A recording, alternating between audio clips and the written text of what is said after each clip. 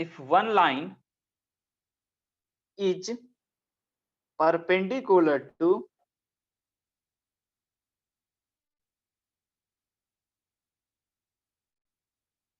x axis, अगर एक line x axis के परपेंडिकुलर हो गया है ना, तब देखिए tan अल्फा पे क्या असर पड़ेगा।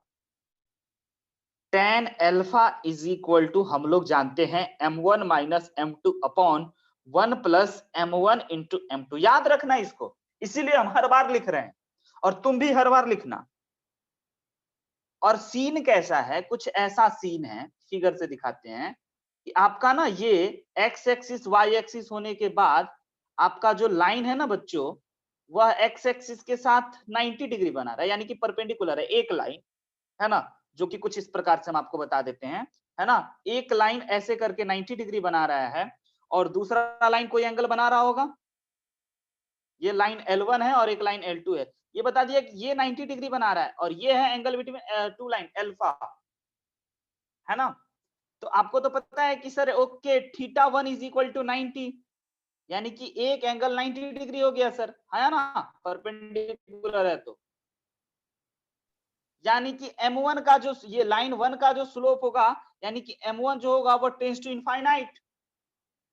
ओके बच्चों, इस लाइन का स्लोप जो होगा वह 90 डिग्री एंगल है, तो स्लोप इनफाइनाइट है ना,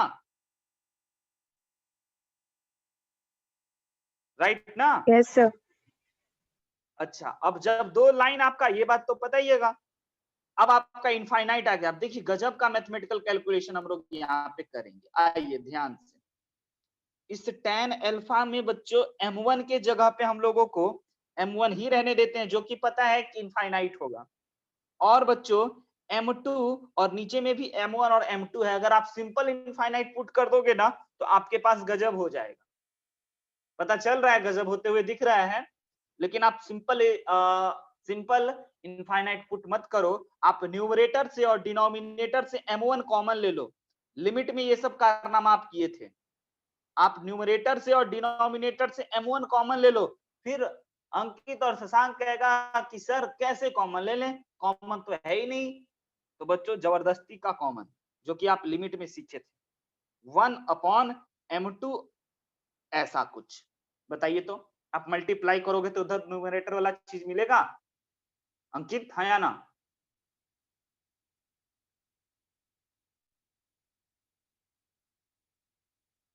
और नीचे से भी m1 कॉमन ले रहे हैं, तो जबरदस्ती का कॉमन इसे ही कहते हैं कि नहीं होते हुए भी कॉमन लेना है।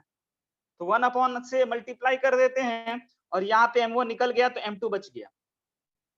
अब ये लिमिट में आप ये काम करते थे कि m1 से m1 को कटवा देते थे, क्योंकि यही तो इनफाइनाइट है ना। इनफाइनाइट से इनफाइनाइट कटवाने में आपको थोड़ा डर लगेगा, लेकिन m1 को m से m2 m1 को m1 से कटवाने में आपको डर नहीं लगेगा। तो आपके पास फाइनली आया 1 minus m2 upon m1 upon 1 upon m1 plus m2। अब आप में से हर एक बच्चा को पता होगा कोई नंबर अपॉन इनफाइनाइट ना जीरो होता है और कोई नंबर अपॉन इनफाइनाइट जीरो होता है प्लस का m2, यानी कि ये बराबर हो गया 1 अपॉन m2 के। यानी कि बच्चों यहाँ पे आपको तीसरा पॉइंट में एक गजब रिजल्ट मिला कि tan alpha is equal to 1 upon m2। क्या बात है सर, गजब, समझे।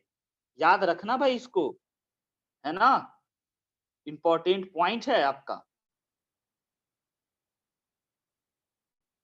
कि अगर एक लाइन ना एक्स एक्सिस के पैरेलल हो गया तब tan alpha is equal to 1 upon m2 होगा। सिंपल, डायरेक्ट हम नहीं बोले, प्रूफ कराएं। डायरेक्ट बोलते तो केवल यही लाइन बोलते हैं हम, राइट है।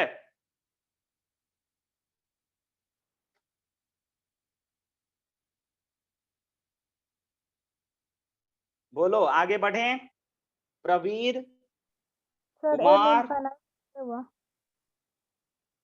m1 इनफाइनाइट कैसे होगा, ओके। पहले लाइन का लाइन 1 देख रहे हो, फर्स्ट लाइन का स्लोप हम माने थे m1, और स्लोप क्या होता है कृतिका, tan थीटा, और थीटा की जगह पे आपको क्या रखना है 90 डिग्री, क्योंकि ये 90 डिग्री बना रहा है एक्स एक्सिस के साथ। और tan 90 का वैल्यू क्या होता है? इनफाइनाइट। यानी कि ओके सर, स्लोप जो हो गया वह इनफाइनाइट हो गया पहले लाइन का, M1 का। बोलो कृतिका, समझे? Yes sir. ओके। और किसी बच्चे को कोई दिक्कत इन तीनों पॉइंट में? हम चौथा पॉइंट लिखाएं बच्चों, इंपॉर्टेंट नोट का चौथा पॉइंट, उसी फॉर्मूला से रिलेटेड है ना। आपको केवल फॉर्मूला पता है तो समझो आप स्कूल एग्जाम का तैयारी कर रहे हो केवल, और आपको फॉर्मूला के अलावा ये सब तिक्रम भी पता है कि ये सब तिक्रम भी भिराना है, तब आप समझो कॉम्पिटिटिव अप्रोच में जा रहे हो। चौथा पॉइंट बच्चों, तीसरा अपना डन हो गया, चौथा पॉइंट समझते हैं। एक पेज इंसर्ट करना पड़ेगा। आइए, चौथा पॉइंट क्या कह रहा है जरा देखो भाई। चौथा पॉइंट है आपका कि अगर बच्चों इफ M1 पहले लाइन का स्लोप और M2 बराबर हो गया दूसरे लाइन का स्लोप, तब बता सकते हो कि दोनों लाइन कैसा है? देन लाइंस आर, बताइए।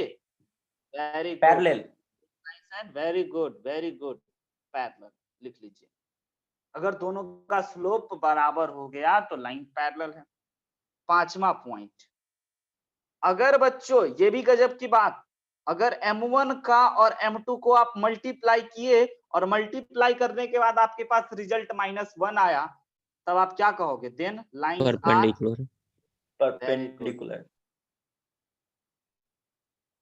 पूरा लिखिएगा अच्छे से।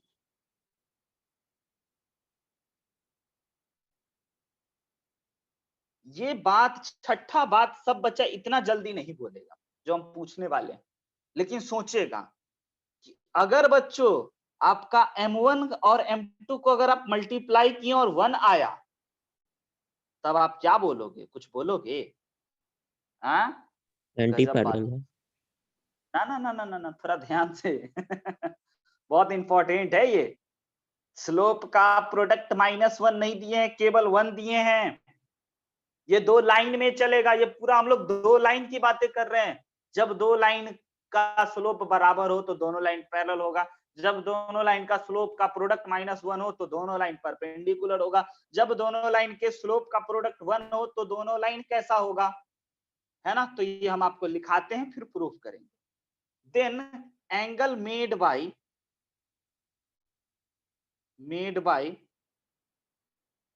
Lines are complementary. मतलब सर क्या होता है कॉम्प्लीमेंट्री का मतलब? पता है ना, दो एंगल का सम 90 मतलब कॉम्प्लीमेंट्री। और सप्लीमेंट्री याद आया क्लास 6-7, है ना। कॉम्प्लीमेंट्री एंगल और सप्लीमेंट्री एंगल, दो लाइन का अगर सम बच्चों 90 हुआ तो एंगल को कॉम्प्लीमेंट्री कहते हैं, और सम अगर 180 हुआ तो सप्लीमेंट्री कहते हैं। अब हम आपको इसका प्रूफ दिखाते हैं।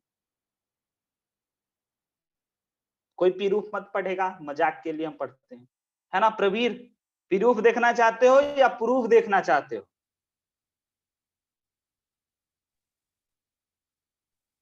बोलो प्रवीर।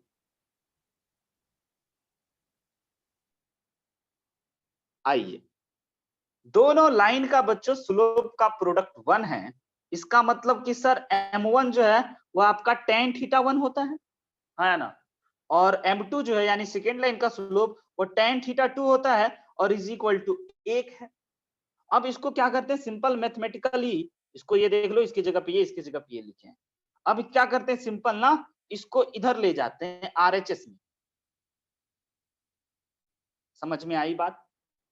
1/tan θ2, और हर बच्चे को पता है कि 1/tan θ2 का मतलब हो गया आपका cot θ2, है ना बच्चों, cot θ2। और आपको ये कॉम्प्लीमेंट्री एंगल वाला फॉर्मूला पता है कि हम लोग cot थीटा के जगह पे लिख सकते हैं tan 90 माइनस θ2, हाँ या ना। और अब दोनों को बराबर कर देंगे तो θ1 इज इक्वल टू 90 माइनस θ2। यहां से पता चल गया θ1 प्लस θ2 इज इक्वल टू 90। इसीलिए बच्चों हम बोले थे कि यह एंगल जो होगा वह कॉम्प्लीमेंट्री होगा। यानी θ1 और θ2 को जोड़ेंगे तो 90 के बराबर होगा। राइट है, दोनों को जोड़ने पे 90 के बराबर होगा। आगे बढ़े, 6 पॉइंट आपको हम बता दिए। अब हम लोग अगले टाइटल पे बढ़ेंगे। किसी को कोई दिक्कत ये 6 पॉइंट में तो हमें प्लीज बता दीजिए, अगर नहीं दिक्कत तो आगे बढ़ने के लिए हरी झंडी दिखाइए, तभी आगे बढ़ेंगे। बोलो, बढ़ जाएं?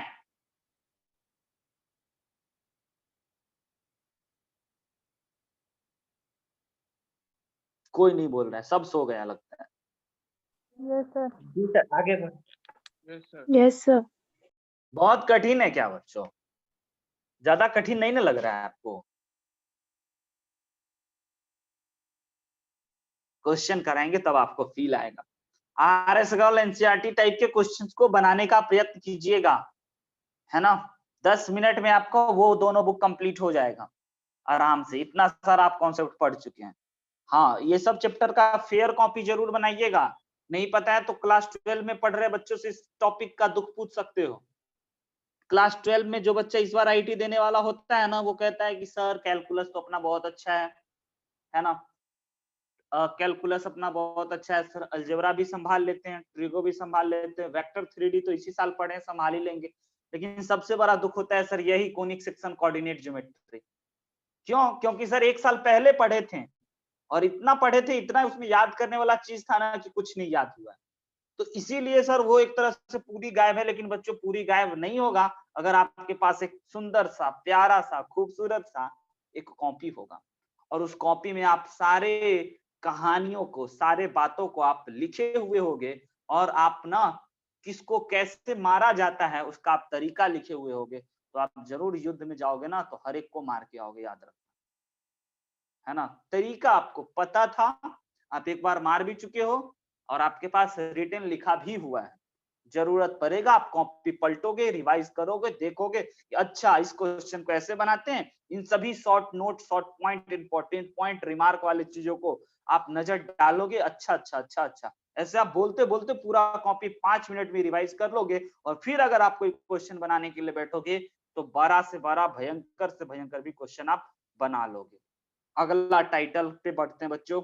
अगला टाइटल है हमारा फुट ऑफ परपेंडिकुलर फ्रॉम, अधूरा है ये, typing mistake, from x1 y1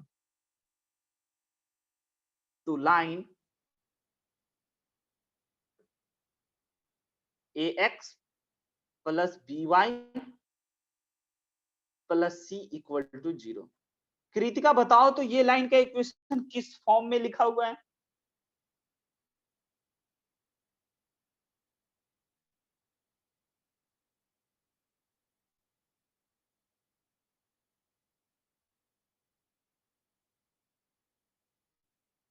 general form में sir. General form, very good. तो बच्चों ये हमारा टाइटल हो गया। अच्छा, फुट ऑफ परपेंडिकुलर का मतलब समझते हैं? बहुत इंपॉर्टेंट फॉर्मूला है, हम भी भूल जाते थे बचपन में, अभी भी भूल जाते हैं बच्चों, याद रखिएगा। फुट ऑफ परपेंडिकुलर का मतलब हो गया कि जहां पे परपेंडिकुलर है ना, उसका पैर का कोऑर्डिनेट बताना है। बिल्कुल, फुट मतलब पैर होता है, राइट है। फीट नहीं पूछ रहे हैं, है ना, फुट पूछ रहे हैं। फीट मतलब होता है बहुत सारा पैर, फुट का प्लुरल। काउ हैज 4 फीट, याद आया कुछ, है ना। लेकिन यहाँ हम लोग फुट ऑफ परपेंडिकुलर जानने वाले हैं, एक लाइन परपेंडिकुलर होगा, राइट है। हमारा लाइन जो है बच्चों वो ये है ax plus by plus c equal to 0। इस लाइन पे, है ना, एक लाइन परपेंडिकुलर है ऐसे। तो ये जो परपेंडिकुलर जहां पे हो रहा है इसी को हम लोग कहते हैं दिस इज, देखो देखो हमको बताना पड़ेगा ये चीज, अरे यार ये चीज जो है बच्चों, यही चीज है आपका क्या, फुट ऑफ परपेंडिकुलर, राइट है अंकित। फुट ऑफ परपेंडिकुलर किसको कहते हैं पता चल रहा है? जेई का सबसे मतलब सबसे हथियार, गजब गजब बात पूछता है। तो इस पॉइंट का कोऑर्डिनेट को h, k ज्यूम कर लेते हैं, है ना। कहां से? सर इस पॉइंट से x1, y1 पॉइंट से इस लाइन पे फुट ऑफ परपेंडिकुलर गिराया गया, तो हम लोग कैसे निकाल लेंगे? तो बच्चों प्लीज आपको याद रखना है, कोई नहीं याद रखता है ना, बट आप याद रखना, नोट बना करके रखना, h minus x1 upon a is equal to k minus y1 upon b is equal to minus ax1 plus by1 plus c divided by a square plus b square. और हम यहाँ पे लिख देते हैं, याद रखना हम अगले क्लास में सबसे पूछेंगे, और जो नहीं बताएंगे रियली में डांटेंगे, क्योंकि आप तो बस सुन लेते हो कि सर बोल दिए हो गया, है ना, याद रखे या ना रखे उससे क्या फर्क पड़ता है। बहुत इंपॉर्टेंट छोटी सी बात बच्चों, आईआईटी का फेवरेट वर्ड है, हमेशा पूछते हैं foot of perpendicular, foot of perpendicular, याद रखिएगा h minus x1 upon a is equal to, हम जैसे फुट ऑफ परपेंडिकुलर बोले तो आप बता देना कि h comma k is the foot of perpendicular and formula is h minus x1 upon a is equal to k minus y1 upon b is equal to minus, बोलना मत, minus ax1 plus by1 plus c divided by a square plus b square. Okay बच्चों, याद रखोगे? कितने बच्चों को अभी याद हो गया हैंड राइज तो बताओ? वाह, वेरी गुड अंकित, शाबाश प्रतीक। बाकी सब अगले क्लास में हम पूछेंगे, आते आते हम पूछेंगे सबसे, कुछ पूछे या ना पूछे फुट ऑफ परपेंडिकुलर, और ये इमेज का तो जरूर पूछेंगे। इमेज बताना है बच्चों आपको, image of x1 y1 in line ax plus by plus c equal to 0। अब दोनों को साथ साथ इसीलिए पढ़ा रहे हैं, सॉरी, दोनों को साथ साथ इसीलिए पढ़ा रहे हैं क्योंकि दोनों देखने में एक ही जैसा लगता है ना, दोनों देखने में एक ही जैसा लगता है और बिल्कुल एक ही होता है, बस थोड़ा सा का चेंज होता है। इमेज बताना है बच्चों आपको x1 y1 का, ये लाइन है आपका ax plus by plus c equal to 0, और यहाँ पे कोई पॉइंट है x1 y1, तो इसका इमेज जो होगा ना, इमेज का मतलब समझते हो ना, ये लाइन जो होगा ना एक मिरर के तरह बिहेव करेगा। आप कहोगे सर फिजिक्स पढ़ा रहे हैं ना, फिजिक्स नहीं पढ़ा रहे, मैथ्स का बात है। ये लाइन ना मिरर की तरह बिहेव करेगा, और ये लाइन के ऊपर है ये पॉइंट, तो इसका इमेज ना नीचे होगा। ये बात आप समझते हो, जिसका कोऑर्डिनेट हम x, y मान लेते हैं। तो आपको इमेज निकालना होगा, तो वो ये दोनों फॉर्मूला एक ही जैसा देखिएगा, h minus x1 upon a is equal to k minus y1 upon b is equal to माइनस 2। यस बच्चों, 2 है ना, ax1 plus by1 plus c divided by a square plus b square, है ना, लगभग लगभग दोनों एक ही जैसा। वहां पे 2 नहीं था, यहाँ पे 2 है, इसीलिए दोनों पॉइंट को हम एक साथ रखे हैं, फुट ऑफ परपेंडिकुलर और इमेज। और हम आपको ये भी सलाह देते हैं, ये भी याद रखना,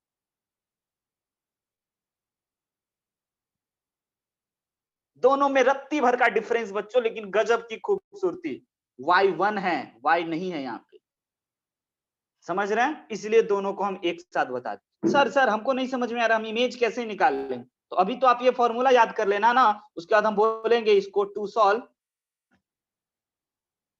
एंड फाइंड h, k। एक पॉइंट का इमेज क्या होगा शशांक?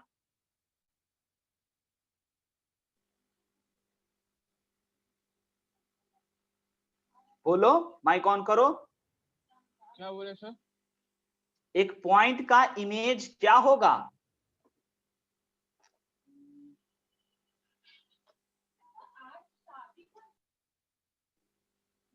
नहीं समझ में आया?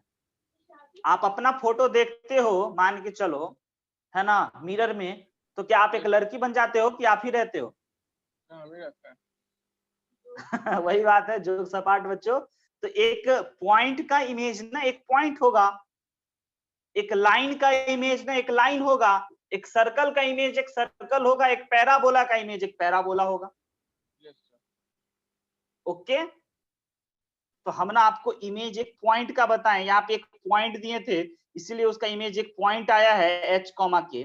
हम आपको एक पैराबोला देते तो उसका इमेज एक पैराबोला होता, है ना, हम एक हाइपरबोला देते तो उसका राइट ना, यही बात हम आपको बता रहे थे। तो ये 2 पॉइंट बच्चों, इमेज और फुट ऑफ परपेंडिकुलर, ये 2 बात याद रखिएगा, और बाकी तो आपको बहुत सारा चीज याद रखना है। इक्वेशन ऑफ डिटर्मिनेंट फॉर्म हम आपसे पूछ लेंगे, खत्म करते हैं क्लास अब। उसके बाद हम आपसे पूछेंगे बच्चों कि इक्वेशन ऑफ मीडियन लाइन क्या होता है ना। उसके बाद फिर हम आपसे पूछेंगे कि equation of line parallel to base BC and passing through a point क्या होता है, ये सब फॉर्मूला है, हम पूछेंगे आपसे। फिर हम आपसे पूछेंगे एंगल, 2 लाइन के बीच का एंगल कैसे निकालते हैं। फिर हम आपसे पूछेंगे 2 लाइन पे जब आएंगे तो हम बातें उठाएंगे कि बताओ भाई कि 2 लाइन के बीच कितने एंगल होंगे, तो 2 एंगल होगा, एक एक्यूट एक ऑब्ट्यूज। फिर ये कभी पूछ लेंगे कि अगर एक लाइन परपेंडिकुलर है तब आप एंगल कैसे निकालोगे, तो आप बोलोगे कि sir tan alpha is equal to 1/m2। Each and every point very very very important mister Pravir Kumar Lokhande, याद रखना, मत भूलना, तुमसे हम पूछेंगे, लोखंडे नहीं, लोखंड वाले जो भी हो, है ना, ये सब बात पूछेंगे, गजब का इंपॉर्टेंट बात सब बच्चों आज हम पढ़ा दिए। फुट ऑफ परपेंडिकुलर तो सबसे पहले राह चलते अगर किसी को हम देख लिए और पकड़ा गया तो यही पूछेंगे, है ना। इमेज जरूर पूछेंगे, रास्ते में चल रहे हैं कहीं पे रुके हुए दिखाई दे गए, पूछ लेंगे, है ना। तो बस बच्चों आज की क्लास में इतना ही, तब तक के लिए वही पुरानी बात, आप भूलना मत, हंसते रहना, मुस्कुराते रहना, और सबसे इंपॉर्टेंट बात है पढ़ते रहना। बाय बाय बच्चों। अगर आपको दिक्कत है तो आप अभी मैसेज कर सकते हैं और 9 बजे के बाद कॉल कर सकते हैं। किसी भी टॉपिक या किसी भी चीज में दिक्कत है जिससे आपको बहुत ही ज्यादा तकलीफ हो रहा है तो आप प्लीज हमें बताइएगा, हम उसके लिए कुछ ना कुछ उपाय करेंगे। Bye bye, good night, take care. एक एक करके लीव कर जाइए, मिलेंगे अगले क्लास में अपने इसी टाइम पे। उससे पहले बच्चों हम कुछ कुछ एक्स्ट्रा चीज आप लोगों के लिए जरूर बता देंगे, जैसे कि डिटर्मिनेंट वगैरह वगैरह, बेसिक कोई चीज वगैरह, है ना, ताकि आपको समझने में कोई और दिक्कत ना हो, है ना। और एक इम्पोर्टेंट बात कि शशांक और अंकित, आप दोनों नए बच्चे हो, आप दोनों को थोड़ा सा पेशेंस रखना पड़ेगा, है ना, और लगातार भीड़े रहना होगा, लगे रहना होगा। अंकित भी 2-3 दिन से भीड़ा हुआ है, 2-3 क्लास से, और ये बीच टॉपिक में आया था अंकित भी, है ना। इसको भी बहुत कठिनाई का सामना करना पड़ रहा होगा, बट कोई बात नहीं, हम समझते हैं। मात्र 1 सप्ताह आपको दिक्कत होगा, 1 सप्ताह अगर आप जी लिए ना, झेल लिए ना, तो समझो आईटी निकाल लोगे, और अगर नहीं जी पाए, नहीं झेल पाए, तो फिर वो बड़ा मुश्किल हो जाएगा बच्चों, राइट है। और कॉल करने के लिए आप बिल्कुल अपने आप को स्वतंत्र महसूस कीजिएगा, कभी भी आप कॉल